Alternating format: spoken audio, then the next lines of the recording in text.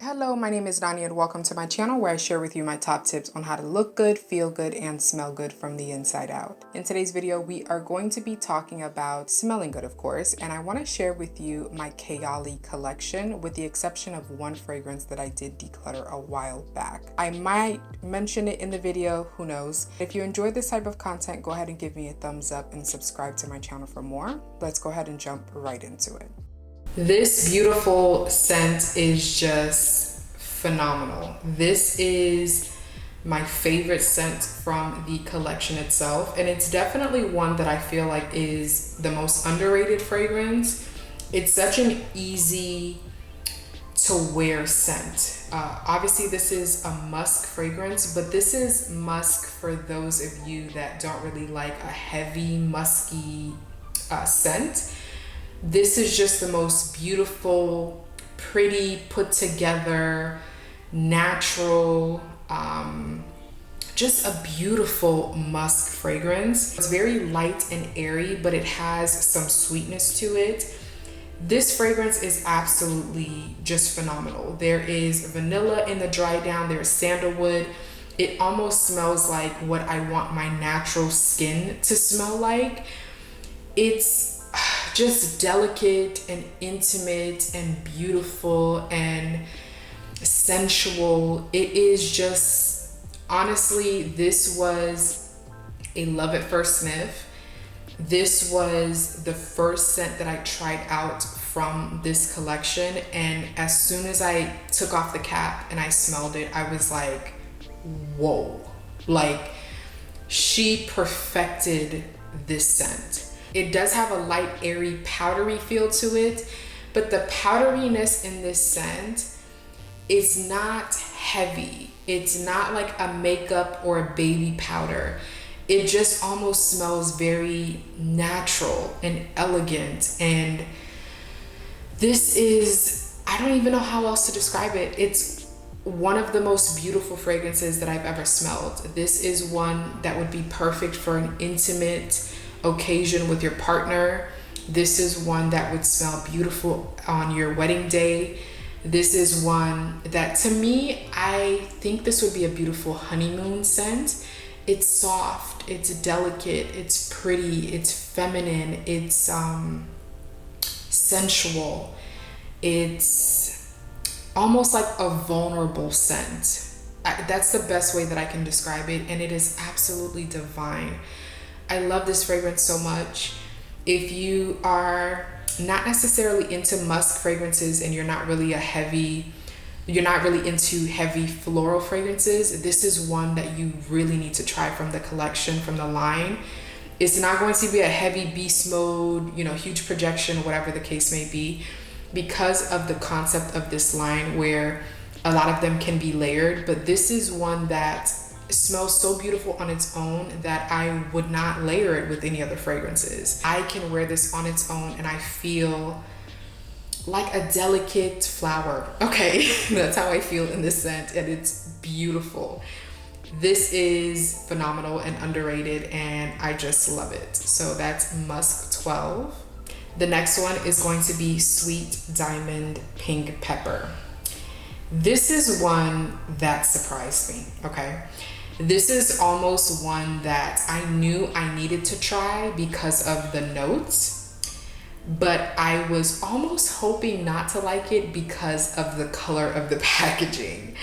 I know, I'm very vain, but again, pink is not, it just isn't me, and this kind of shiny metallic pink is almost like my worst nightmare, but the scent inside is phenomenal. Okay, if you are someone that loves a rose note, if you are someone that loves floral fragrances, if you are someone that does like something that's a bit more of a soft, spicy type of scent, this is going to be your best friend. Okay, this is probably, again, one of the most beautiful, soft, flirty, floral fragrances I have in my collection.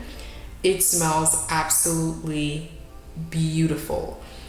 This is one that definitely can be worn year-round in my personal opinion. It isn't something that when I smell it, I'm like, oh, this smells like a specific season. This is one that can be worn year-round, even in the high heat during the day or at nighttime. But of course, I typically wear scents like this more at nighttime because it does have a little bit of weight to it. Obviously, this is from the more intense collection, so this one has a bit more power, has a little bit of oomph, you know. So it is a beautiful standalone fragrance, as I mentioned as well. It does have pink pepper, and I love pink pepper. So it has that spicy element to it. It has saffron in it. I'm not the biggest fan of saffron, but it doesn't really present itself very strongly in my personal opinion, especially because it's more in the opening.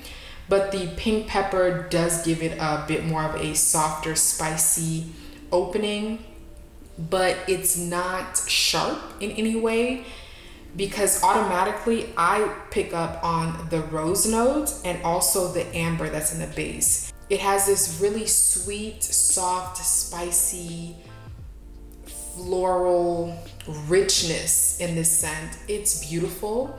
I do feel that this is kind of similar to Oud Bouquet by Lancôme and Shagaf Oud by Swiss Arabian. So it's almost like the best parts of both of those fragrances in my personal opinion. It's not like exactly or identical, but I do feel like it has a more toned down version of the sweetness in Oud Bouquet, but it still has kind of like the soft, spicy, rich elements of the Shagaf Oud. It's just absolutely divine. I love this fragrance. It's sexy, it's powerful, it's flirtatious. It's just beautiful, okay? I am obsessing over this scent right now. So again, that's going to be Sweet Diamond Pink Pepper 25.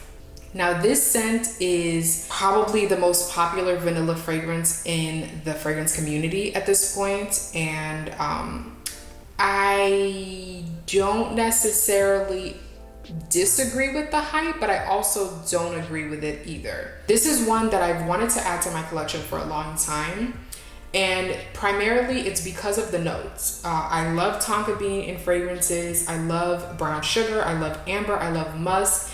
It does also have a vanilla orchid note as well. I don't really care too much about the vanilla note necessarily, because I find that a lot of times vanilla notes are presented in a way where it almost smells like a bakery, and I'm not really into, you know, gourmand fragrances that literally smell like food. I'm okay with a gourmand nuance, but I don't want it to smell like food. Like, I don't want to walk around smelling like a cupcake or like cake batter. That's just not my thing. And so the vanilla note was not the most exciting aspect of it for me. It was primarily the brown sugar and the tonka bean. And I do get those notes. Those are probably the two notes along with the vanilla that are the most prominent on my skin, and just prominent in the way that it projects.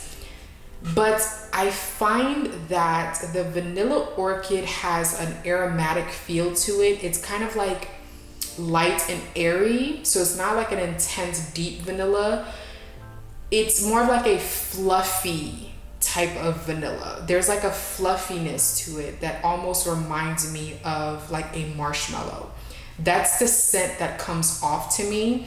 And so even though it's a nice scent, even though it's a scent that can, you know, you can use to layer with other fragrances, I've told you guys many times that I hate having a scent in my collection that I only use to layer with other fragrances. I need to be able to wear it on its own and feel like it's a standalone scent, if that makes sense. And for this one, primarily, I feel like it's a layering fragrance. And it's also one that I do enjoy to wear to bed. Now, do I need to purchase a scent just for bedtime? No, because I wear all of my fragrances to bed.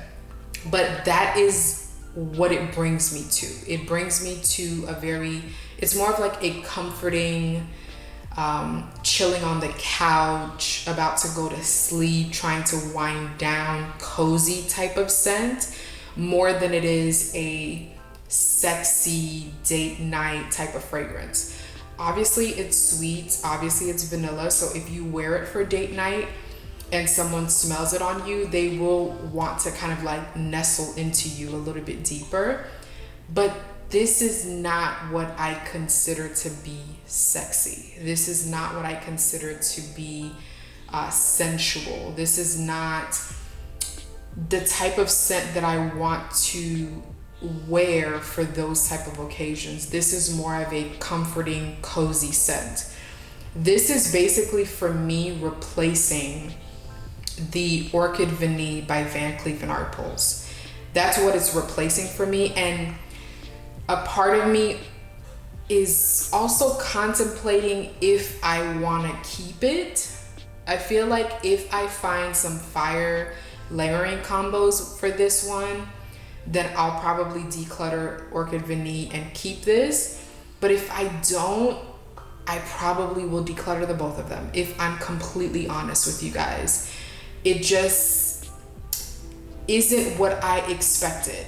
And the reason is because these scents, and I guess because of the concept that she has where it can be layered with other scents, it's almost like the scent is deep and rich, but it doesn't go all the way there.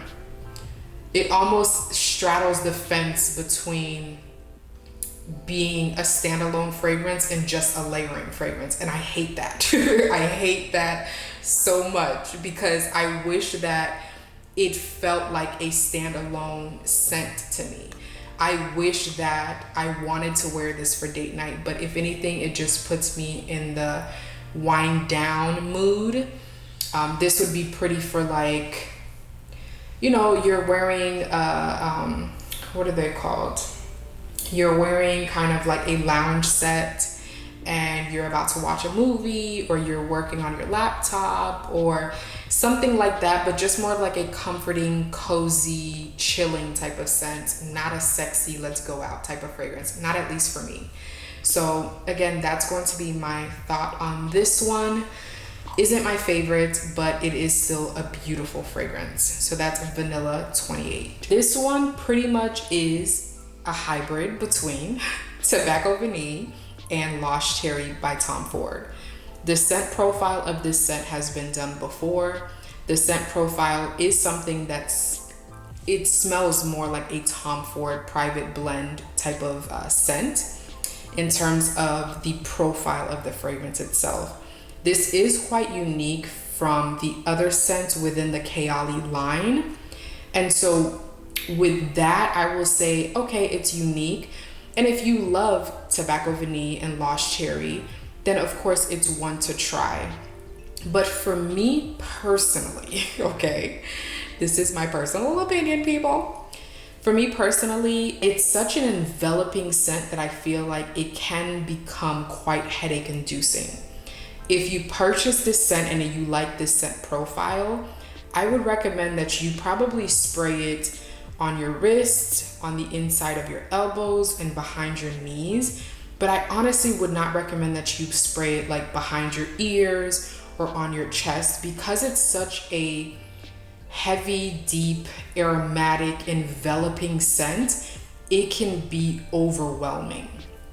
Another thing I will also point out is that I feel like this is one that would work pretty much beautifully for fall, winter seasons. I would say cooler nights and just cooler seasons of the year. In the heat, I automatically become nose blind to it. As I mentioned, this is not a scent profile that's my favorite, and so unfortunately, this is not one that works for me. I was hoping that it would, because this is probably one of the most stunning bottles within the collection in my personal opinion. And unfortunately, it just isn't what I want to smell like at all. If you love those deep, dark, warm, spicy with slightly a fruity, like a dark fruit note, this is probably going to be heaven on earth for you.